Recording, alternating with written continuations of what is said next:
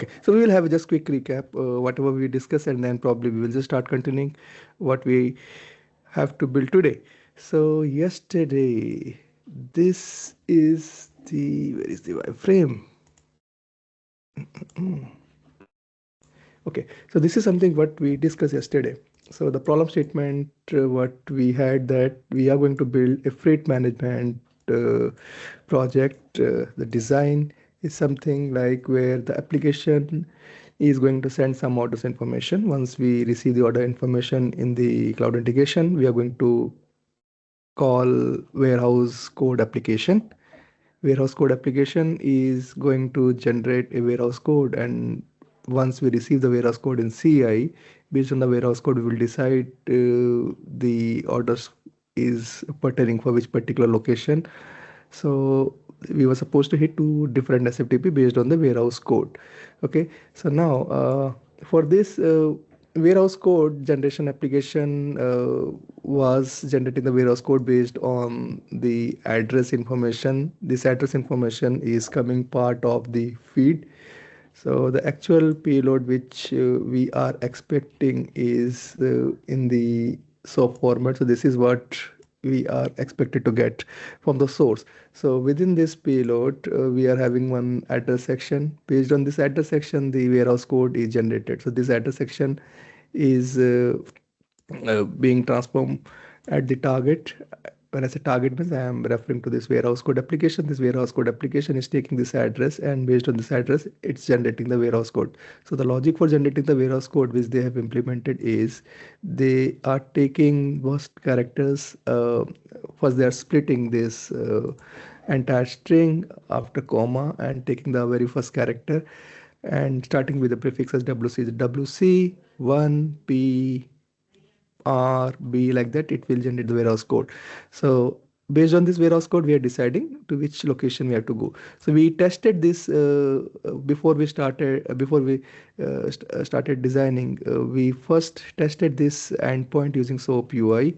So in SOAP UI we have consumed this particular endpoint, and by giving the user ID and password, the client ID and secret, whatever the authentication credentials we were having, we used that and we tested it before we started moving on to the actual design. So we tested that warehouse code application through SOAP UI, and then we consumed that within cloud integration using a SOAP adapter. Now the same logic we had also implemented in our CI as well. So if we have to implement the same thing, how we have to proceed with that also we discussed. We started with the SOAP, then we had one content modifier, we are holding the order ID filter, we are filtering this particular part, address part, and there are two ways to filter that, using string and using XPath, where we have to give that slash text. So we also discussed those two conditions as well for the generating the or storing the address information from the incoming payload. So let me open that as well so that we will have warehouse code. So this filter part, you should be aware that this is how we are filtering the address. If you are going to take it as a string, or you can take as an XPath. So if you're going to take as an XPath, then you have to give the XPath and then let's say orders order and then slash. So it will be like, we have put a double slash because there are some more tags are there. So that is the reason we are using a double slash over here, and then orders order, and then you have to use this thing address, something like this. We have to use then address and then text. That is how we have you can also use the XPath. That is also we have seen. So you can go through that recording as well how to do that.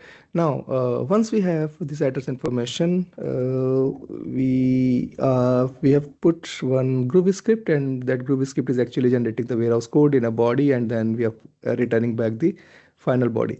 So that is what we have discussed. Then we have now if we have to consume this particular endpoint, so we have created another integration flow, warehouse code. Then we have used a request reply one, and in this request reply one we were calling that the previous one, the endpoint. So if you see here in the SOAP adapter, we have used this endpoint of the warehouse code which we just now created, and we have created some credentials as well in the security material. So that is how we were calling two integration flows. So two integration flows we were calling, the communication was happening through the SOAP call. Okay, but this is what is not recommended.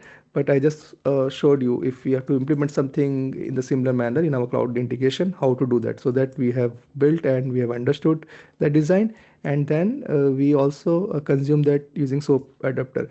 But what is recommended in place of SOAP adapter, we will be using a process direct adapter. So how the process direct adapter will work? So in place of the SOAP adapter, we have replaced with the process direct adapter, receiver and sender.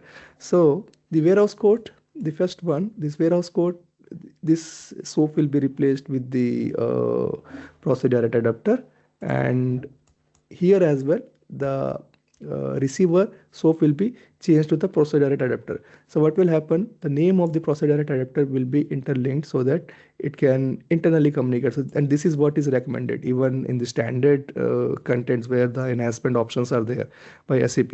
They are also using process direct adapter.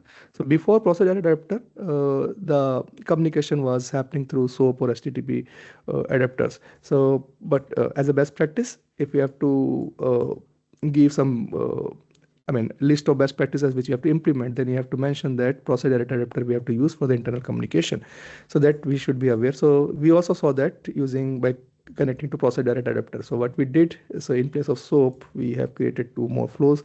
So the warehouse code generation one, if you see here, we connected the process direct adapter, we replaced SOAP adapter with the process direct adapter, and here the name which we have given, the same name we have to give in the receiver process direct adapter.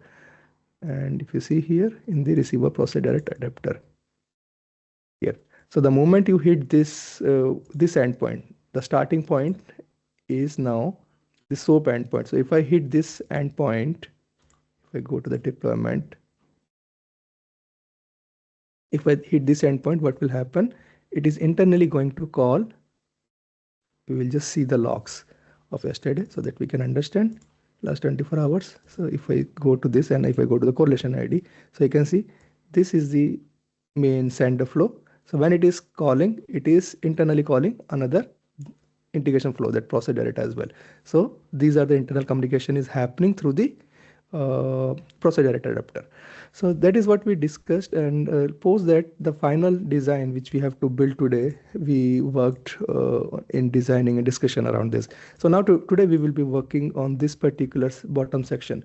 In the main flow we are going to design everything. Okay, so now I will be start building this particular flow, and we will take this as a reference whatever we have discussed, and we will just try to align whether we are going with the same approach or not.